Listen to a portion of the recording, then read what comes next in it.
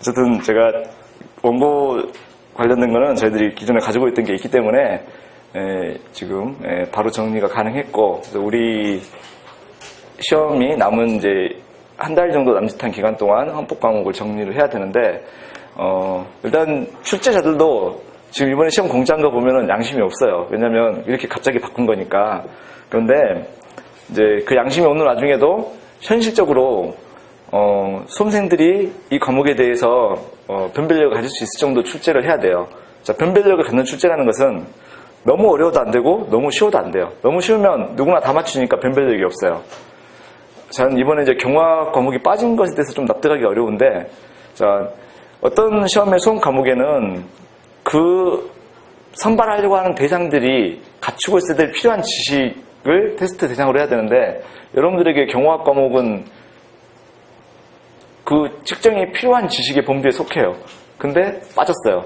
자, 그건 좀 이상하다 생각이 드는데, 문제는 왜 뺐을까라는 부분 생각을 해보면, 자, 그냥 별 이유 없이 뺐을 수도 있겠지만 그럴 리는 없고, 왜 뺐냐면 변별력이 없어요. 왜?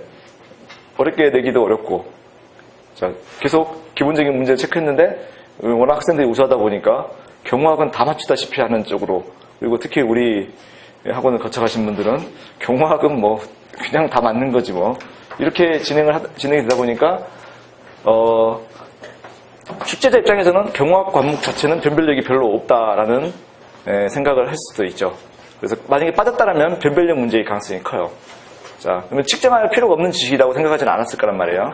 자, 그래서 빠졌다면 아예 이제 그 경화학이라든가 경험법용 과목은 문제를 안 내겠다 취지로 이제 일단은 판단을 해야겠지만, 뭐 상식 문제에서 경우 의존이라든가 관련된 지식을 뭐 문장 수가 부족하거나 그러면 끼워넣거나 이런 식의 테스트를 할 가능성이 크지만, 역시 출제된다 해도 변별력이 있을 것 같지는 않다. 그래서 지금까지 진행했던 건 좀 아쉽지만, 여러분들의 경화학은 일단 내가 실전에 가서 써먹겠다 생각하시고 좀 털고 가셔야 될 것 같고, 자, 헌법 과목이 들어온 것은 저는 굉장히 타당한 과목이 들어왔다고 생각을 해요.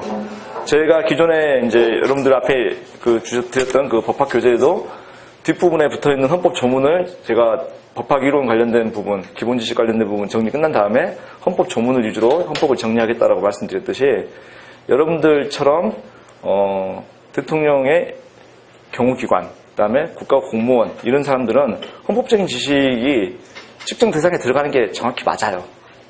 정확히 맞아요. 그런데 안 들어가 있던 게 사실 이상한 거죠. 그래서 법률이라는 형태로 뭉뚱그려서 그 중에 헌법 문제가 꽤 많이 나온다 치더라도 그게 좀 헌법 지식을 좀 더 측정할 필요가 있지 않을까라고 생각됐던 부분이 계속 있었던 거예요. 그래서 헌법 과목이 들어간 것은 굉장히 타당하다.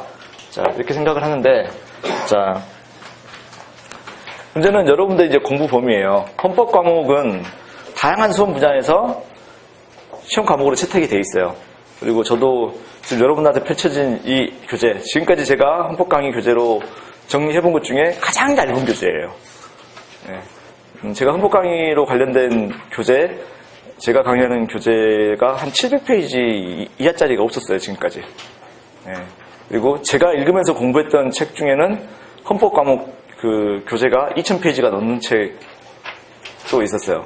근데 그게 한 권이 아니에요. 2000페이지짜리 이론서, 그 다음에 또 한 1600페이지, 한 1000페이지 되는 판례집, 그러니까 두 개 합치면 한 3600페이지 돼요. 그리고 이제 제가 출판하는 과정에서는 또 다른 참고서가 있어요. 그래서 헌법 관련된 주석서인데, 이거는 우리 그 학계 헌법학자님들이 다 모아서 낸 건데, 그 책은 각 권당 한 800페이지에서 900페이지쯤 돼요. 뭐 그 중에 제일 두꺼운 책은 1300페이지 되는데, 그런 책이 7권. 예. 미친 듯한 공부량을 자랑하는 과목이기도 해요. 대체로 법과목들이 대부분 그래요. 제가 법과목 강의할 때 특히 이제 법학이라는 과목 형태로 시험을 치시는 분들한테 말씀드릴 때, 법학 공부의 삼중고 해가지고, 일단 법학은 어려워요. 그리고 재미가 없어요. 그리고 양이 많아요. 세 개를 극복을 해야 되는데, 헌법도 그 중에 한 법과목이에요. 자, 그렇다 보니까 양이 일단 엄청나게 많아요. 자, 그리고 9급, 7급의 수험생들 보면은 헌법 과목 때문에 거의 돌기 2보직전까지 가는 사람들 꽤 많아요. 다른 과목 어떻게 해보겠는데 헌법 어떡하냐 뭐 이런 사람도 있어요. 자, 여러분들 시험에, 자, 시험 한 2달도 안 남은 상태에서 공지해놓고 헌법 과목 들어갔다. 그리고 9급이나 7급 또는 각종 뭐 기타 90급 시험에 있는 헌법 수준으로 문제를 내겠다. 그 이야기는 죽으란 이야기예요. 예, 그럴 리가 없어요. 그리고 아무리 양심이 없어도 그렇게 낼 수가 없어요. 자, 그렇게 되면 변별력의 문제가 발생을 하거든요. 왜? 다 못 맞춰요. 자, 공부를 하나 많아요. 이제 너무 어려우면 어차피 지식평가가 안 돼요. 자, 근데 헌법에 대해서 어느 정도 지식이 있는 사람은 맞출 수 있고 전혀 모르는 사람은 틀리는 문제를 내야지 이 시험에 변별력이 생기는 거란 말이에요. 자, 그렇다면 여러분들한테 시험을 출제할 때는 자, 헌법 과목에서 공부해야 될 내용을 조문, 이론, 판례라는 세 파트로 나눠봤을 때, 자, 헌법 조문은 출제 대상이라고 봐야 돼요. 자, 그리고 헌법 조문 플러스 소위 부속법령이라는 형태의 이름이 들어가죠. 자, 헌법 조문은 헌법 조문 1조부터 130조를 말하는 거고요. 부속법령은 우리가 헌법을 공부하다 보면, 자, 뭐, 대한민국의 국민이 되는 요건은 법률로 정한다. 뭐, 기타 또 내용 보다 보면은, 뭐, 대한민국의 영토 관련된 부분에 대해서 어떤 건 법률로 위임한다든가 이런 사안들은 헌법 조문은 아니지만 헌법을 이해하는 데 필요한 그런 부속된 법이나 대통령 같은 게 있을 수 있다는 거예요. 자, 그래서 이런 일부 부분까지 헌법의 시험 과목에서는 시험 범위로 하고 있어요. 그래서 그런 부분들도 양이 굉장히 많아지는데 이것도 제가 적절히 줄여드릴 거예요. 왜냐면 일반적인 시험에 따라서는 굉장히 달라요. 여러분들 같은 경우에는 일반적인 헌법시험에서 국회법이 굉장히 깊이 있게 나오진 않아요. 자, 근데 국회에 관련된 공무원 시험 뽑을 때 보면은 다른 부속법령에 비해서 국회법이 정말 꼼꼼하게 나와요. 자, 공직선거법 같은 경우 선관위 관련된 공무원 뽑을 때는 선거관리에 관련된 법, 공직선거법 이런 부분이 정말 머리 아플 정도로 꼼꼼하게 나와요. 자, 저도 보면서 못 풀어요. 왜냐면 조문이 있으면 바로 할 수 있는 부분이지만 조문을 외우지 못하고 있는 상태에서는 저도 그 문제 보고 다 바로 못 골라요. 조문이 있어야 돼요. 근데 이제 시험장에 들어간 학생들은 그 조문을 외운 채 들어가서 문제를 풀어야 되는 거죠. 대신 어떤 게 나올 가능성이 크다. 예를 들면 최근에 제도가 신고 조문 대비해놓고 보니까 이 부분이 최근에 바뀌었구나. 그러면 이거 출제하겠네. 이제 그런 걸 보는 듯한 골라내는 감각은 제가 가지고 있죠. 그래서 그런 형태에 대비한 부속법령을 좀 정리를 하셔야 될 거예요. 자, 그 다음에 이론. 자, 조문을 중심으로 또는 이제 어떤 헌법상의 제도를 중심으로 그것을 이해하는 데 필요한 이론들. 자, 이런 게 있을 수 있는데 이론은 상당히 이제 광범위한 부분이죠. 어떤 개념의 이해에 대한 부분. 그 다음에 또는 어떤 제도의 본질의 이해에 대한 필요한 부분. 자, 이런 이제 내용들이 이론에 들어갈 수 있는데, 자, 제도의 본질에 대한 이해, 이 부분에는 상당히 또 복잡한 문제가 발생할 수 있어요. 자, 왜 이런 제도를 도입했느냐, 또는 이런 제도가 현재 우리 현실에 맞느냐. 자, 안 맞으면 어떻게 개선할 거냐. 이제 이런 부분까지 논의에 들어갈 수 있기 때문에 이거는 학자들이 연구하는 범위가 굉장히 넓어지는 부분이죠. 그래서 이 부분도 좀 시험이 수준이 짙어지면 출제가 가능한 부분이지만, 자, 일단 여러분들이 지금 대비해야 될 시험은 현실적으로 이런 부분들을 내면 곤란하다고 제가 생각하고 있는 부분이에요. 그리고 아마 내기가 힘들 거예요. 자, 그러면 개념 위주로 간다는 거죠. 자, 그러면 헌법의 조문과 부속법령까지 범위를 하고, 그다음에 이론 중에서도 개념 파악 위주. 자, 이렇게 간다 그러면은 여러분들이 대비할 수 있는 어떤 예상 범위의 어떤 최대치가 이 정도라고 저는 생각을 해요. 자, 그리고 이 정도를 따로 떼서 정리하는 그런 교재가 현재 시중에 나와 있는 게 거의 없어요. 왜냐하면 헌법 시험이 아주 쉽게 출제되던 과거의 시험, 과거 아주 한 15년 전, 20년 전에는 이게 모든 시험의 범위였어요. 자, 그런데 1989년에 헌법재판소가 생겨요. 그리고 헌법재판소가 여러 가지 헌재 결정을 내놓기 시작해요. 자, 그게 1년, 2년, 3년 쌓이고 지금 이제 엄청나게 쌓였어요.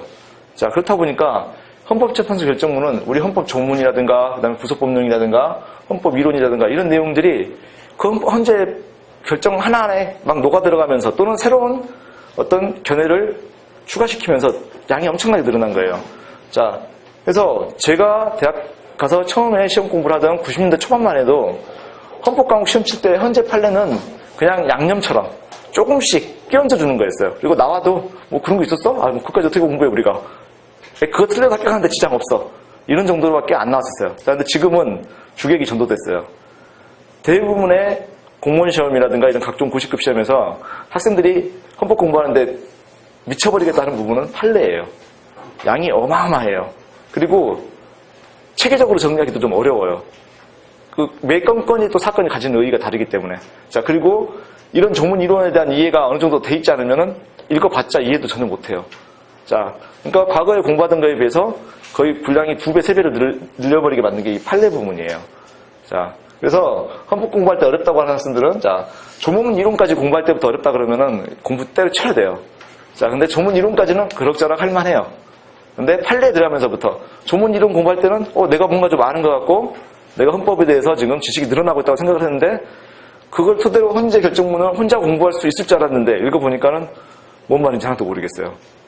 자, 머리 아파지는 거죠. 헌재 판결문마저도 하나하나 이 내용을 이해하고 있는 분한테 설명을 들으면서 이해를 해야 될 정도로 또 머리가 아파지는 거죠. 뭐가 중요한지, 한마디로 그 영화 대사에 나왔던 무엇이 중요한지를 모르는 거예요, 읽어봐도.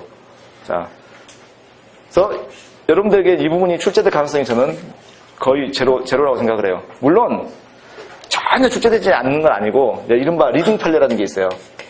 리딩 판례는 이 끝난 이야기죠. 그러니까 우리 사회에 굉장히 큰 영향을 끼친 또는 어떤 헌법 이론 전체에 어떤 큰 영향을 끼친 그런 선도적인 판례들, 그런 것들은 이미 판례가 아니라 이론 형태로 이미 다 이 영역으로 흡수가 돼버렸어요. 자, 그런 것들은 어느 정도 녹여들여서 설명을 드릴 거예요. 그러니까 이제 이게 과연 우리 시험 대비에 100% 충분하냐라는 부분은 시험장 들어가 봐야 정확히 아는 거죠. 근데 이런 측면에서 접근한다면, 자, 한 달 정도 남은 기간 동안 우리가 할 수 있는 범위가 어디까지냐라고 했을 때 이 판례는 분명히 그 안에 넣을 수가 없어요. 자, 그렇다면 현실적으로 가능한 부분은 조문 이론인데, 자, 그와 관련해서 엑기스만이 출연한 게 지금 여러분의 눈앞에 있는 제가 어제 잠 안 자고 정리한 이 내용이다.